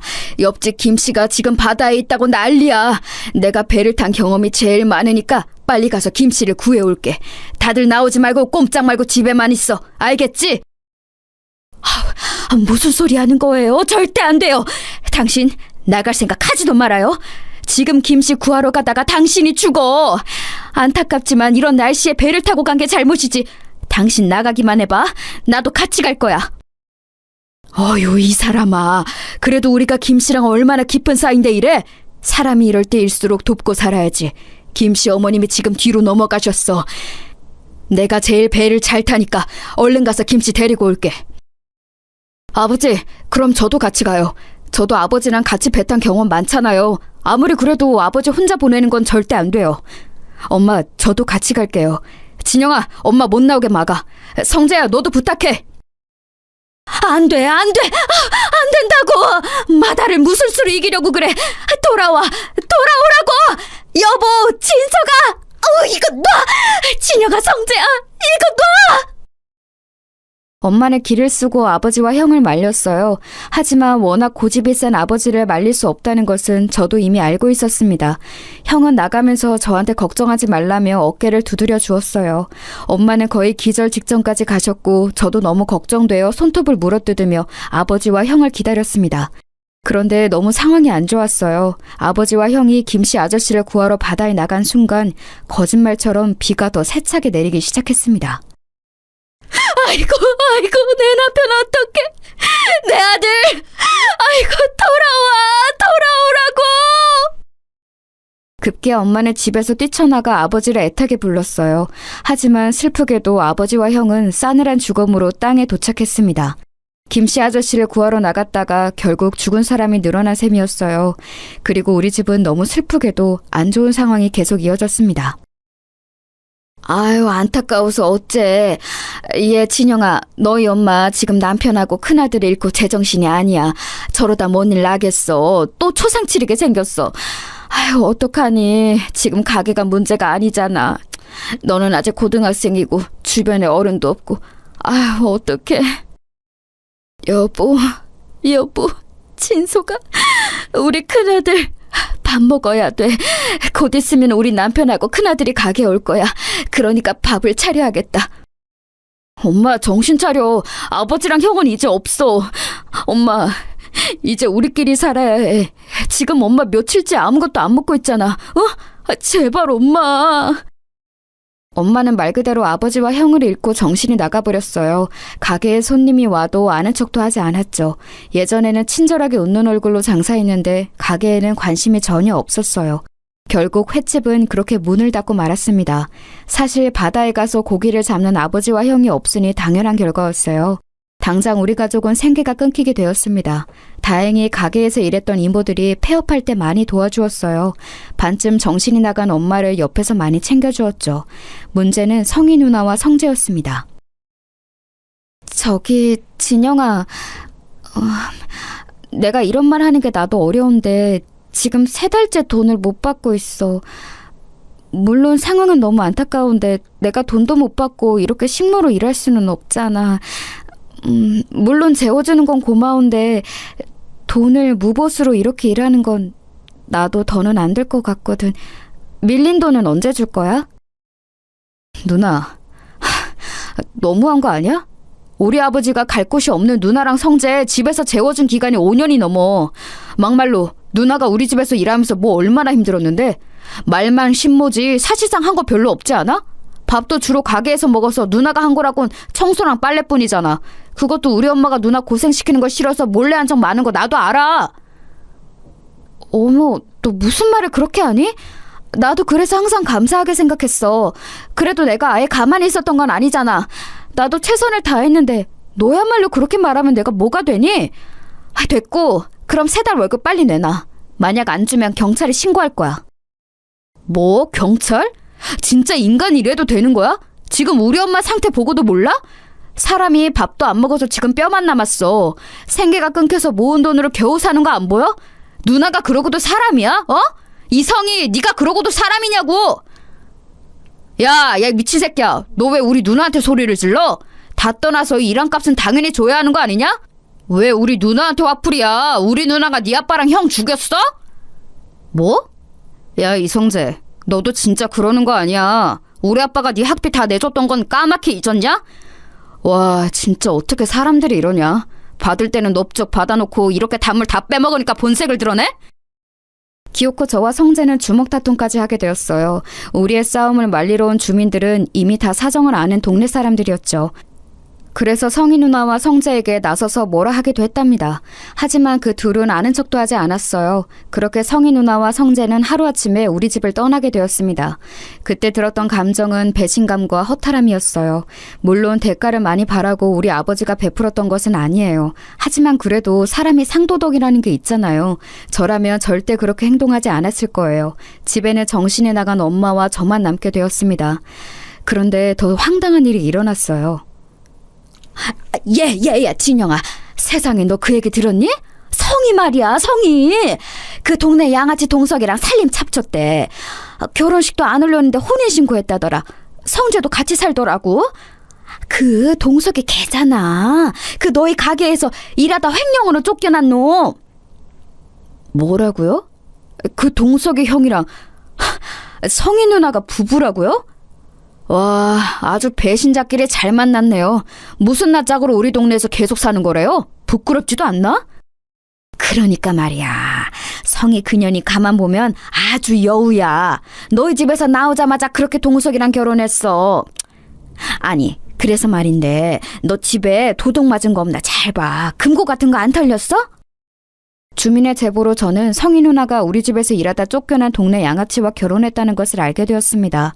그런데 아줌마가 마지막에 건넨 말에 저는 정신이 퍼뜩 들었어요. 그래서 바로 집으로 가서 금고를 확인했더니 글쎄 무슨 일이 있었는지 아세요? 우리 아버지는 금을 모아 금고에 넣어두고는 했었거든요. 그걸 우리 가족과 성희 누나 그리고 성자는 다 알고 있었습니다. 금고를 열었더니 금이 정말 하나도 없었어요. 그걸 보고 저는 바로 성희 누나를 찾아갔습니다. 이 도둑들아, 우리 집 금 내놔. 내가 금 훔쳐간 거 모를 줄 알아? 이 배신자들아, 너희가 그러고도 사람이냐? 문 열어! 아, 진짜 시끄럽네. 야, 너 뭐야? 우리가 왜 너희 집 금을 훔쳐가? 증거 있어? 있냐고! 확시 안 꺼져? 우리 누나 월급 안 준 거 그냥 넘어가라고 했는데 자꾸 이럴 거야? 너야말로 그러고도 사람이야? 우리가 무슨 금을 훔쳐갔다고 그래? 너랑 누나가 우리 집 금고 비밀번호 알고 있는 거 알아. 우리 아버지는 너희를 진짜 가족이라고 생각했는데 어떻게 이럴 수가 있어? 그 금 훔쳐서 이 집 산 거지, 이 망할 놈들아. 아우, 시끄러워. 야, 성재야, 안 되겠다. 이 새끼는 말이 안 통하네. 급기야 동네 양아치인 동석이 형은 저를 주먹으로 때리기 시작했어요. 동네 사람들이 지켜보는데 성재와 성희 누나는 말릴 생각도 하지 않았습니다. 그렇게 바닥을 구르면서도 저는 어떻게든 금을 되찾아오고 싶었어요. 우리 엄마 상태 알잖아. 제발 금 돌려줘. 이대로는 안 돼. 나는 어떻게 살라고. 제발 누나, 성재야, 금 하나라도 줘. 우리 어머니 아픈 거 안 보이냐? 그 셋은 제 말은 들은 척도 하지 않고 문을 세차게 닫았어요. 그 광경을 보고 땅에서 울분을 토했던 기억이 아직도 나요. 그때 제 나이가 너무 어렸는데 당장 어떻게 살아야 할지 고민이 되었습니다. 하늘이 원망스럽다는 말이 무슨 뜻인지 너무 알 것 같았어요. 여보, 진서가, 우리 큰아들, 내 남편, 밥 먹어야 돼. 밥을 차려야겠어. 바다에서 돌아오면 배가 고프니까 오자마자 먹을 수 있게 해야지. 제발 그만! 엄마, 정신 차려. 나도 너무 힘들어. 도저히 배는 아버지랑 형이 생각나서 못하겠어. 우리 어떡해? 엄마, 제발 정신 좀 차려! 저는 그나마 남은 배로 어떻게든 바다에 나가려고 했는데 그것도 쉽지 않았어요. 원래 성인이 되면 아버지가 배 타는 법을 알려준다고 하셨는데 아버지가 없으니 방법을 몰랐습니다.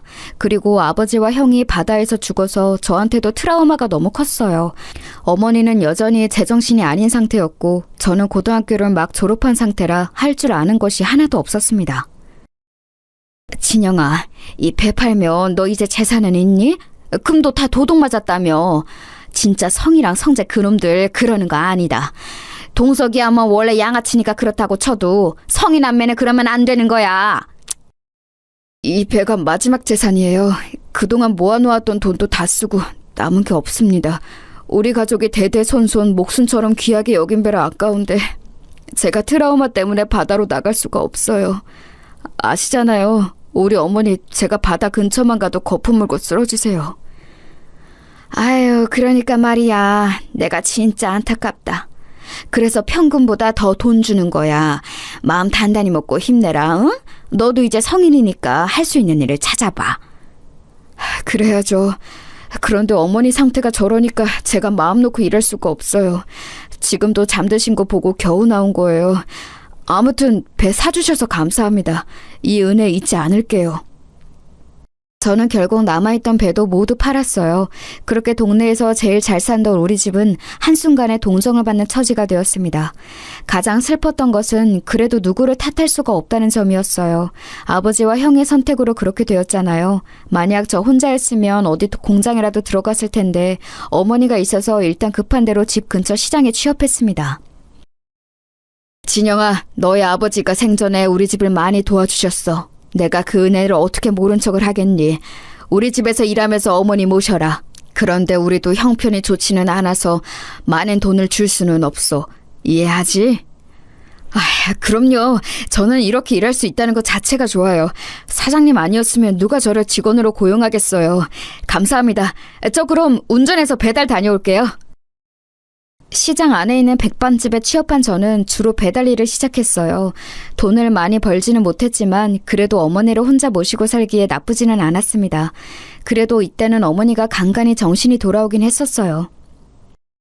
진영아, 엄마가 살아있어서 미안해. 우리 작은 아들한테 짐이 되는 게 너무 슬프다. 내가 그날 아버지랑 큰아들을 더 심하게 말렸어야 해. 대가가 너무 커서 괴로워. 모은 재산도 다 날리고 이게 사는 거니? 우리 아들 결혼은 할 수 있을까? 엄마, 지나간 일에 너무 마음 쓰지 마. 내가 어떻게든 엄마 책임질 거니까 마음 편하게 먹어. 엄마가 가끔 이렇게 정상적일 때 내가 얼마나 기쁜지 알아? 결혼은 괜찮은 사람이 나타나면 하겠지. 엄마는 정신이 돌아올 때 늘 제 미래에 관해 걱정하셨어요. 특히 제가 과연 결혼은 할 수 있을까 걱정하셨죠. 정말 다행히 저는 일하면서 같이 가게에서 일하던 여자 직원과 눈이 맞았습니다. 저보다 1살 많은 누나였는데 고등학교를 졸업하고 집안 형편이 좋지 않아 바로 일을 시작했다고 하더라고요. 그 누나도 아버지가 안 계셔서 공통점이 있어서 급속도로 가까워졌습니다.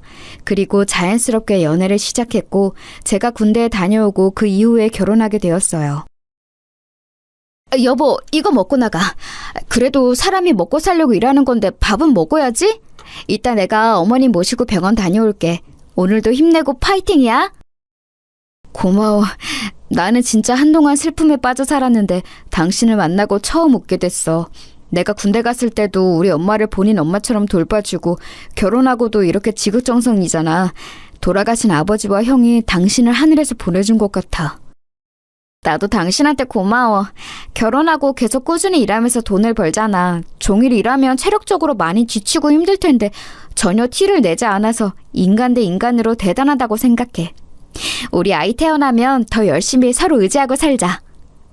당연하지. 당신이 임신했다는 소식을 듣고 나는 더 열심히 살기로 했어. 아무튼 나는 당신이 없었다면 이렇게 사업을 시작하지도 못했을 거야. 고마워. 그럼 나 진짜 다녀올게. 결혼 후 저는 인생이 잘 풀리기 시작했어요. 일하던 백반집을 그만두고 저는 새로 유통업을 시작했습니다. 그동안 모았던 돈으로 트럭 하나를 구했어요. 그리고 그걸로 우리 지역과 근처 도시를 다니며 배송하며 돈을 벌기 시작했습니다. 그런데 그 일이 생각보다 더 잘 되기 시작했어요.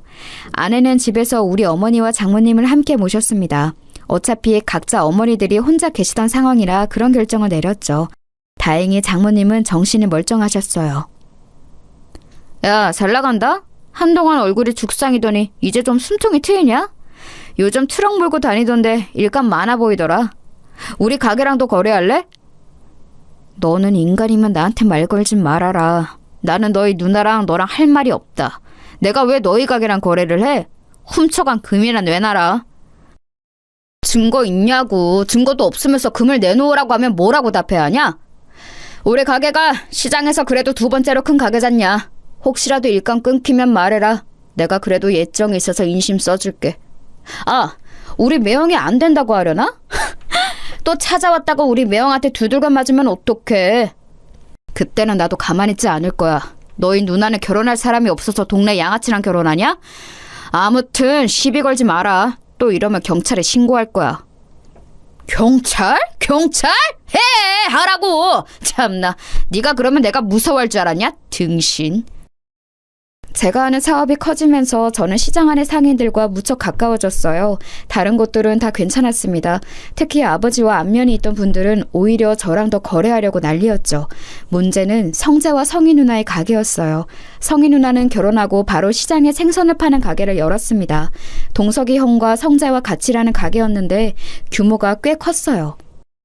쟤네 돈 없어서 너희 집에서 얹혀 산 거 누가 모르냐고. 그거 딱 봐도 너희 집 금 훔쳐서 열은 거잖아. 저렇게 살면 안 돼. 하늘이 다 보고 있다고. 그냥 이제는 저도 무시하고 있어요. 아니라고 잡아떼는 것 보면 인간이 어떻게 저럴까 궁금하기도 하더라고요.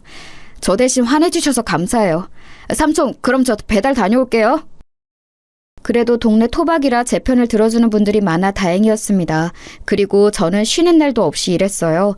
제가 책임져야 하는 가족이 많았으니 당연한 선택이었습니다. 장모님과 우리 어머니 그리고 아내와 곧 태어날 아이까지 전부 다 제 책임이었거든요. 다행히 이렇게 열심히 사는 모습을 보고 사장님들도 일감을 더 주려고 하셨어요. 사업의 규모가 확장되는 시기에 아내는 출산을 하게 되었습니다. 한서방, 가서 잠을 좀 자. 이따 새벽에 또 배송 가야 한다고 하지 않았어? 아이들은 내가 돌볼 테니 가서 눈이라도 붙여. 아우, 이 사람아, 그러다 쓰러져. 아이들이 예쁜 것은 알겠는데 그래도 본인 몸을 잘 돌봐야 해. 장모님 깨셨어요? 저도 좋아서 이러는 거예요. 우리 아이들 너무 예쁘지 않아요?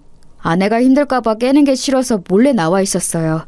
쌍둥이 얼굴을 보고 있으면 하나도 힘들지 않아요. 피로가 아예 느껴지지 않아서 저도 신기해요.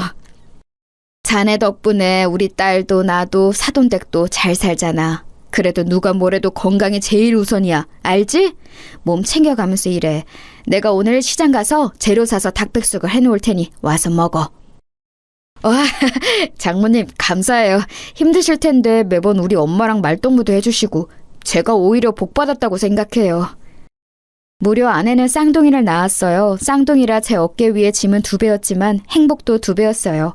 아무리 잠을 못 자고 일하고 밥을 못 먹으며 일해도 쌍둥이들만 생각하면 행복했습니다. 열심히 일한 덕분에 날이 갈수록 바빠졌는데 그것조차 뿌듯했어요. 하지만 하늘도 참 무심하더라고요. 이렇게 잘 나가던 저는 한순간에 또 바닥을 치게 되었어요. 사장님, 나도 힘들어. 우리도 죽겠다고. 나도 배송할 게 있으면 당연히 한 사장한테 주지. 지금 경기가 안 좋아도 너무 안 좋잖아. IMF 터진 거 봤지? 우리만 이런 게 아니야. 어떡하죠? 저 이번 달에 일감이 하나도 없어요. 다들 가게를 닫고 있더라고요. 게다가 옆 도시 공장도 제가 담당했는데 거기도 폐업한대요. 이러다 직원들 월급도 못 주게 생겼어요. 하필이면 제가 자리 잡기 시작했을 때 IMF가 터졌습니다. 사업이 확장되던 시기였는데 오히려 사업을 시작하기 전보다 더 지갑 사정이 안 좋아졌어요. 가족들과 같이 살던 집은 당연히 팔았고 동네에서 제일 싼 집에 사정해서 들어갔습니다. 여보, 내가 너무 미안해. 나도 일하고 싶은데 도저히 그럴 수가 없어. 다들 문을 닫고 있어서 내가 할 일이 없어. 어떡해? 우리 아이들도 아직 어린데 당신한테 고생만 시키는 것 같아서 미안해. 아니, 나는 괜찮아, 여보. 그러니까 실망하지 말고 낙담하지 마. 어떻게든 살려고 하면 길은 있을 거야. 나랑 엄마는 진짜 아무렇지도 않아. 우리만 힘든 거 아니잖아. 다만 문제가 있다면 우리 아이들하고 시어머니야. 어머니 치매 판정 받은 거 알지? 알지. 엎친 데 덮친 격이야. 원래도 증상이 있었는데 내가 무너지기 시작하면서 아예 치매 판정 받으셔서 더 죄송스러워. 당신한테는 내가 할 말이 없어. 적어도 우리 아이들은 안 굶기고 싶었는데. 여보, 괜찮아. 나도 엄마한테 아이들 맡기고 뭐 소일거리라도 할 일이 생기면 나가서 하려고. 어려울 때일수록 힘을 합쳐서 이겨내야 해. 알지? 유통업을 하며 이것저것 손을 대고 있는 게 많았는데 정말 한순간에 신기루처럼 사라졌어요. 트럭을 몇 개 더 사려고 여기저기 빌린 돈이 많았는데 갚을 돈이 없었습니다. 그 사람들은 우리 집에 달려와서 항의하기 시작했어요. 아우, 돈 내놔! 한 사장! 빌려간 돈 내놓으라고! 그 돈 없으면 우리 가서 다 굶어 죽어! 그러니까 돈 내놔! 문 안 열어? 열어! 열라고! 여보, 급한 대로 그 비싼 건물 주자. 저 아저씨가 나 망하기 전에 제일 도와줬던 사람이야. 일단 급한 불부터 끄는 게 맞는 것 같아. 여보, 안 돼. 이 비상금 진짜 이게 마지막이야. 우리 이거 주면 돈이 없어. 이것마저 주면 우리 아이들은 당장 내일부터 굶어야 해. 나는 굶어도 괜찮은데 나 우리 아이들은 못 굶겨. 돈을 빌려준 사람들은 계속해서 우리 집을 찾아왔는데 줄 돈이 없었어요. 그동안 사업하며 벌었던 돈을 탈탈 털어 갚았는데도 갚을 돈이 남아 있었습니다. 저도 당장 우리 가족이 힘드니까 나중에 갚고 싶었는데 역시 돈 앞에서는 사람들이 참 냉정했어요. 위협적으로 찾아와서 돈을 갚지 않으면 불을 지른다는 소리에 아내가 저 몰래 모았던 돈까지 다 주었죠. 그렇게 수습하고 보니 우리 집은 돈뿐만이 아니고 당장 먹을 쌀도 없었습니다. 저는 제가 굶는 것은 괜찮았는데 아직 돌도 되지 않은 우리 쌍둥이들과 장모님, 어머니가 굶는 것은 못 보겠더라고요. 여보, 어쩔 수 없다. 오늘 우리 아기들 아무것도 못 먹었지? 이대로 가다간 진짜 배고파서 아이들 죽게 생겼어. 나 그 꼴은 절대 못 봐. 나 결심했어. 성재네 찾아가서 사정하고 올게. 유일하게 시장에서 망하지 않고 계속 영업하는 가게가 성재 가게잖아. 뭐라고? 당신 제정신이야? 그 집을 찾아가서 돈을 빌린다고? 여보, 당신이 간다고 거기서 돈을 줄까? 저번처럼 두들겨 맞는 거 아니야? 일단 가봐야지. 그래도 우리 아버지가 베풀었던 게 있는데 모른 척을 할까? 지금 이렇게라도 안 하면 우리는 당장 살 수가 없잖아. 나 그럼 성재 가게 다녀올게. 문단속 잘하고 있어? 저는 결국 자존심을 다 내려놓고 성재를 찾아갔어요. 사실 저도 성재가 선도 빌려주지 않을 거라는 것은 알고 있었습니다. 그래도 일말의 희망이 있었죠. 이게 누구야? 잘난 한 사장 아니야? 여기까지 무슨 일로? 우린 당신한테 줄 일감 없는데. 성재야, 단도직입적으로 말할게. 나 쌍둥이 키우는 거 알지? 지금 우리 엄마도 그렇고 가족들이 며칠째 밥을 못 먹고 있어. 미안한데 100만 원만 빌려주라. 제발 부탁이다. 그거 참 안타까운 소식이네. 내가 마음 같아서는 당장 100만 원이 뭐냐 1000만 원을 빌려주고 싶어. 그런데 우리도 사정이 힘드네. 줄 돈이 없어서 안 되겠다. 시장에서 유일하게 살아남은 가게가 너희 가게잖아. 내가 너희 가게 매출은 아는데 어떻게 안 될까? 주라는 것도 아니야. 빌려달라는 거야. 이렇게 무릎 꿇고 빌게. 어? 우리 아버지가 너희 남매 가장 힘들 때 도와줬잖아. 그거 생각해서라도 제발. 아우, 줄 돈 없다고 몇 번 말하냐. 지금 우리 누나랑 매형 가게 올 시간 다 됐어. 매형 눈에 띄면 너 죽어. 그러니까 당장 꺼져. 안 꺼져?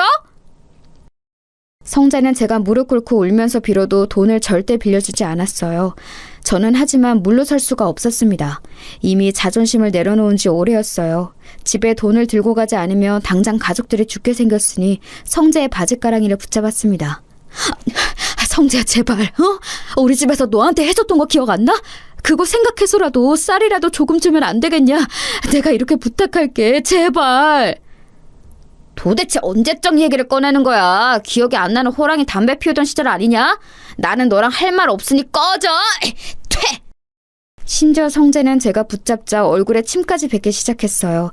비참하다는 말을 이럴 때 쓰는 거라는 것을 그때 알게 되었죠. 성재는 제가 아무리 사정해도 들은 척도 하지 않더라고요. 저를 질질 끌어서 가게 밖으로 던진 성재는 이렇게 말했습니다. 이 거지 새끼야, 다시는 내 앞에 나타나지 마. 알겠어? 잘 살고 있는데 찾아와서 옛날 얘기 꺼내는 거 더는 못 들어. 네 자식이 굶어 죽든 말든 그건 나랑 아상관도 없다고. 한 번만 더 찾아오면 그때는 우리 매형 부른다. 너무 매몰찬 모습을 보고 저는 서럽고 비참한 기분이 들었어요. 집으로 가는 내내 얼마나 울었는지 모릅니다. 나는 어떻게든 반드시 성공해야겠다는 생각도 들었어요. 아버지, 형 보고 있어요? 나 더러워서 여기 동네 뗍니다. 나중에 성공해서 자랑스럽게 다시 올 때까지 근처에도 얼씬거리지 않을 거예요. 하늘에서 보고 있으면 제발 도와줘요. 나 힘들어. 그렇게 하늘을 보고 울면서 다짐했던 게 아직도 기억이 나요. 그리고 저는 정말로 아내와 아이들 그리고 두 어머니를 모시고 무작정 서울로 상경했습니다. 집을 처분하고 남은 돈과 평소 친분이 있던 분들에게 가서 10,000원씩 빌려서 돈을 마련했어요. 고향을 떠나서 서울로 간다니까 주민들은 안타까워했죠. 제가 이렇게 떠나게 만들어준 성재네 가게를 마지막으로 멀리서 지켜보았습니다. 반드시 어떻게든 성공해서 돌아온다고 다짐하며 그렇게 서울살이가 시작되었어요. 아, 여보, 지금 새벽 3시야. 그런데 나간다고? 아까 12시에 들어왔잖아. 당신 잠도 그렇게 안 자고 먹는 것도 시원찮아. 이러다 당신이 어떻게 될까봐 나는 그게 무서워. 당신 없으면 나랑 우리 아이들은 어떡해? 양가 어머님들도 그렇고. 1원이라도 더 벌려면 어쩔 수가 없어. 잠을 자고 밥을 먹는 시간조차 너무 아까워. 애들도 자라면서 먹는 양 자체가 달라졌잖아. 아무튼 여보, 늦었다. 그럼 나 이제 일하고 올게. 항상 고맙고 미안해. 무작정 상경한 저는 진짜 말 그대로 닥치는 대로 일하기 시작했어요. 공장부터 막노동까지 안 해본 일이 없을 정도예요. 몸이 망가지고 있다는 것을 알았지만 멈출 수는 없었어요. 빵 하나로 하루를 버티며 살았습니다. 막노동하면 거기서 간식을 주는데 아무리 배가 고파도 절대 먹지 않고 집에 가져갔어요. 그 사정을 알고 같이 일하던 분들이 본인 간식을 주기도 했답니다. 지금 생각해도 너무 감사한 경험이죠. 이렇게 몇 년을 일하니 아이들이 학교에 입학할 나이가 되었어요. 그동안 반지하 쪽방에서 아이들을 키웠습니다. 이때 아내가 정말 많이 고생했어요. 어머니가 치매였고 장모님도 나이가 드시며 건강이 안 좋아졌거든요. 여보, 우리 드디어 이사 가는 거야? 그렇게 하루도 안 쉬고 일하더니 너무 잘 됐다. 우리 애들도 더 넓은 집에서 살면 좋아할 거야. 나는 당신이 너무 자랑스러워. 나는 당신한테 미안한 마음밖에 없어. 그동안 힘든 상황이었는데 싫은 소리 안 하고 버텨줘서 너무 고마워. 당신이 없었으면 이렇게 이사 가지 못했을 거야. 저는 하루도 쉬지 않고 일한 덕분에 돈을 어느 정도 모을 수 있었어요. 그렇게 이사 가고 막노동을 그만두고 집과 가까운 횟집에 취업하게 되었습니다. 그런데 여기서 뜻밖의 일이 일어났어요. 사람 일이 어떻게 될지 모른다는 말을 깨닫게 되었습니다. 진영아, 어릴 때 어머니가 횟집 운영하셨다고 들었는데 진짜 회를 잘 뜨네. 어떻게 이렇게 깔끔하게 해? 그리고 모르는 생선이 없어. 친절하고 항상 웃는 인상이라 너무 좋아. 우리 가게에서 평생이래. 알겠지? 월급 더 올려줄게. 어머니는 횟집 하셨고 아버지는 바다에 직접 가서 생선 잡는 선장이었어요. 그래서 저도 어릴 때 아빠 따라 바다에 나가곤 했죠. 그러다 안 좋은 일이 있기는 했는데 애초에 바닷가가 고향이라 익숙해요. 그래, 잘됐다. 그 집에 장모님하고 어머니하고 같이 산다고 했지? 보기 드문 효자야. 우리 가게로 모셔와. 내가 진영이네 가족들은 돈 안 받고 먹고 싶은 거 다 줄게. 저는 새로 구한 일이 매우 마음에 들었어요. 사장님이 털털하시고 좋은 분이셨거든요. 제 사정을 알고 실제로 편의도 많이 봐주셨습니다. 어머니와 장모님을 모시고 가면 정말로 돈을 받지 않으셨죠. 그렇게 몇 년을 일하니 사장님과 저는 친형제처럼 친해졌어요. 뭐? 그런 일이 있었어? 와, 진짜 그런 놈들은 나중에 천벌 받을 거야. 사람이 그렇게 살면 안 되는 거야. 한 번 사는 인생인데 본인하고 가족들에게 당당해야지. 우원. 진영이 그동안 너무 고생 많았다. 이제 앞으로는 잘 살기 바래. 힘든 거 있으면 언제든지 얘기하고. 사장님과 가까워진 저는 서울로 올라오고 처음으로 타인에게 의지하게 되었습니다. 정이 워낙 많은 사장님은 심지어 우리 쌍둥이들도 많이 예뻐하셨어요. 사모님도 굉장히 좋은 분이라 같이 여행을 갈 정도면 어느 정도인지 아시겠죠? 처음에는 사실 오래 일할 거라 전혀 생각하지 않았는데 어느새 그 가게에서 10년을 일하게 되었습니다. 이제는 가족 같은 사이가 되었던 거죠. 그런데 그러던 어느 날 사장님이 저를 불러 앉혀놓고 진지하게 말하셨습니다. 진영아, 나는 이제 아내랑 서울 생활을 청산하고 고향으로 가려고 해. 그동안 너무 고마웠다. 아내랑도 얘기했는데 만약 네가 없었으면 우리가 이렇게 가게를 잘 운영하지 못했을 거야. 너한테 너무 고마워. 에이, 제가 뭘 했다고요. 사장님 덕분에 저랑 우리 가족은 덕분에 행복했어요. 고향에 가시면 담배 그만 피우시고 몸 건강 챙기세요. 저도 시간 나면 가족들 데리고 놀러 가도 되는 거죠? 진영이 너는 연락 안 하고 무작정 와도 언제나 환영이지. 그나저나 진영아, 내가 이렇게 너한테 얘기하는 이유가 있어. 아내랑 이미 얘기 끝나서 하는 말이야. 나는 이 가게를 너처럼 무작정 서울로 올라와서 열었어. 그건 너도 알지? 그래서 애착이 매우 커. 이 소중한 가게를 닫고 내려가는 것은 아내도 나도 원하지 않아. 그래서 말인데 진영인 네가 사장님이 되어줄 수 있겠니? 다른 권리금이니 뭐니 그런 것은 우리 사이에 어울리지 않아. 그냥 네가 이어서 하면 된다. 네? 사장님 그거 진심이세요? 아니 제가 이 가게의 사장이 되라고요? 이렇게 큰 가게를 저한테 주신다고요? 아무 대가 없이요? 사장님 장난치지 마세요. 저 그럼 진짜 혹해요. 에이, 이 사람아 무슨 장난이야? 내가 이런 걸로 장난치는 거 봤어? 우리 아들은 미국으로 가 있어서 물려줄 사람이 없어. 그리고 진심으로 네가 없었으면 우리 가게가 이렇게 매출이 나왔겠니? 자, 그럼 이제 이 가게의 주인은 너야. 한 사장, 우리 가게를 부탁한다. 사장님은 서울 생활을 정리하고 사모님과 고향으로 내려가시게 되었어요. 그러면서 저한테 무려 그 큰 가게를 물려준다고 말씀하셨습니다. 저는 그 말을 듣고 너무 놀랐어요. 왜냐하면 사실 식당은 규모가 매우 컸거든요. 그냥 흔한 동네 횟집으로 시작했는데 같이 열심히 일하며 유명해지기 시작했죠. 그러면서 가게는 점점 터가 좋은 곳으로 옮겼고 규모도 확장해서 직원 수도 늘어났었어요. 그런 가게를 저한테 넘기신다고 하니 어안이 벙벙했습니다. 어머어머, 그게 정말이야? 세상에 너무 잘됐다.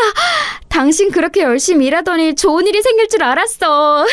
축하해. 이제 애들도 어느 정도 컸으니까 나도 가게 나가서 일 도울게. 아유, 한서방 고생 많았어. 아이들은 내가 집에서 돌볼 테니까 열심히 일해, 응?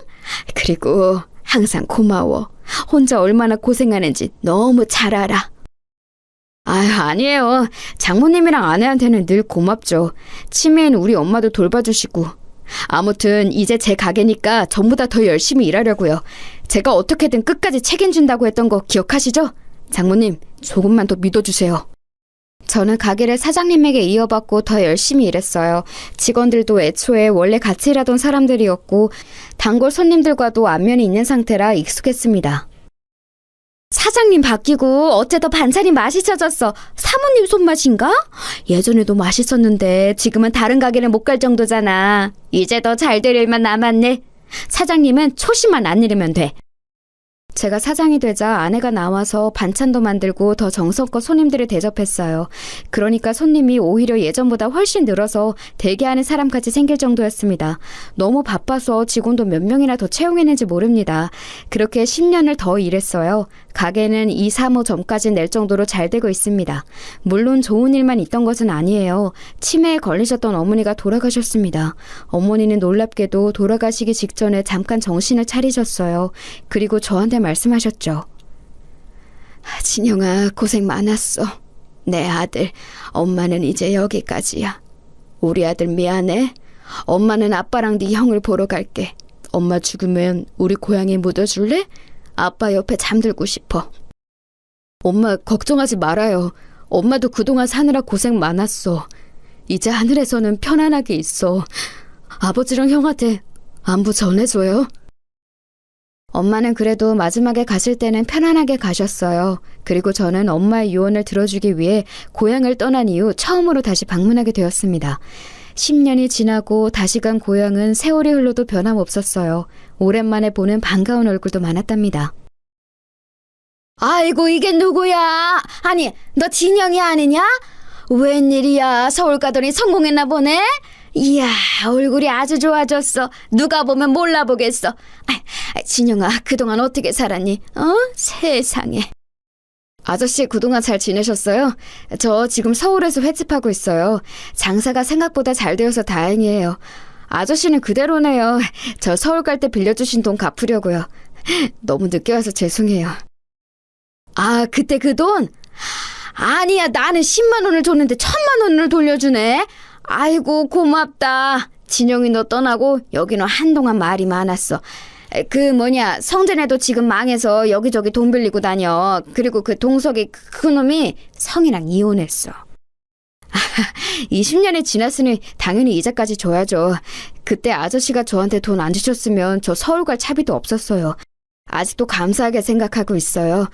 어머니도 돌아가시기 전에 아저씨 얘기를 했을 정도로 감사해요. 내려오며 성재랑 성희 누나가 궁금했던 것은 사실이랍니다. 어머니를 묻어주러 오며 머릿속엔 성재가 가득했죠. 그래도 제가 성공한 상태로 내려가서 참 다행이라고 생각했는데 뜻밖의 말을 듣게 되었습니다. 그런데 그놈들이 평판이 워낙 안 좋았어야지. 돈을 빌리러 다녀도 다들 모른 척 하더라. 그놈이 나한테도 와서 돈을 빌렸는데 걔한테는 1원도 주기 싫더라고. 역시 그렇게 못된 마음으로 살면 반드시 벌을 받게 되어 있어. 동네 주민들의 제보를 듣고 저는 입가에 미소가 걸리기 시작했어요. 배신당하고 서러움과 괘씸함에 잠을 못 잤던 지난 날들이 생각나기 시작했죠. 쌀을 살 돈이 없어서 울며 사정했던 날이 아직도 생생하거든요. 그런데 20년이 지난 지금 완전히 처지가 바뀌었잖아요. 일단 어머니 유골을 묻어주는 게 우선이라 잠시 성재는 생각하지 않고 있었습니다. 고향이라 워낙 반가운 얼굴이 많아 여기저기 인사하고 마침내 마지막 날이 되었어요. 아내와 같이 와서 올라갈 생각을 하고 있었는데 글쎄 성재와 성희 누나가 우리를 먼저 찾아왔습니다. 야, 진영아, 오랜만이다. 너 잘 지냈어? 야, 내가 너 얼마나 보고 싶었는지 알아? 얼굴 완전 좋아졌다. 잘 지내는 거 보니까 좋다, 야. 진영아, 너 잘 나가는 사장님이라며? 얘기 듣고 왔어. 다름이 아니라 혹시 우리한테 돈 조금 빌려줄 수 있어? 예정을 생각해서라도 어떻게 안 될까? 누나는 양심도 없다. 20년 만에 봤는데 대뜸 돈을 달라고? 진짜 이 사람들은 변하지를 않네? 내가 그렇게 돈 빌려달라고 무릎 꿇고 빌 때는 침까지 뱉었으면서 뭐? 됐어. 당신들한테는 쌀 한 톨도 주기 싫어. 그때는 내가 미안했다. 너무 어렸었어. 용서해주면 안 될까? 너도 들어서 알 텐데 우리 누나 이혼하고 가게도 망해서 지금 너무 사는 게 힘들어. 진영아, 나도 무릎 꿇고 빌게, 어? 당신들 제정신이야? 우리 남편 집에서 훔쳐간 금이나 내놔, 이 도둑놈들아. 우리 남편이 돈 빌려달라고 할 때 매몰차게 무시했으면서 뭐? 당장 안 꺼져? 성재랑 성희 누나는 저를 보고 돈을 빌려달라는 말을 하더라고요. 오랜만에 본 그들은 딱 봐도 행색이 매우 초라했어요. 그렇게 나 무시하고 우리 집 망하는 거 모른 척을 하더니 지금 꼴 좋다. 인생이라는 게 원래 길게 보는 거야. 그때 100만 원만 빌려줬으면 내가 당신들을 매몰차게 대하겠어? 원래 다 뿌린 대로 돌려받는 거라고. 당장 꺼져! 진우가 내가 미안해. 제발. 우리 당장 먹고 살 돈이 없어서 그래. 어떻게 안 될까? 그래도 어릴 때 같이 살았잖아. 아, 시끄러워. 저기요, 나가세요. 철면피도 이런 철면피가 없지. 참나 기가 막혀. 여보, 차 타. 올라가자. 아내까지 나서서 매몰차게 대하는데 성재랑 성희 누나는 끝까지 제 바짓가랑이를 붙잡고 놔주지 않았습니다. 심지어 차를 타고 가는데 앞을 가로막았어요. 그래서 경찰까지 부르고 나서야 탈출할 수 있었습니다. 얼마나 통쾌했는지 몰라요. 살다 보니 이런 날도 오네요. 역시 인생이라는 것은 한치 앞도 모른다는 게 맞는 말 같아요. 여기까지가 제가 준비한 사연입니다. 여러분 어떻게 들으셨어요? 저는 이 일이 있고 가만히 있어도 입가에 미소가 걸리곤 해요. 평생에 걸친 복수를 한 기분이랍니다. 이제 저는 다른 것은 전혀 신경 쓰지 않고 고생을 많이 한 우리 아내와 장모님과 평생 행복하게 사려고 해요. 제 사연 들어주셔서 감사합니다.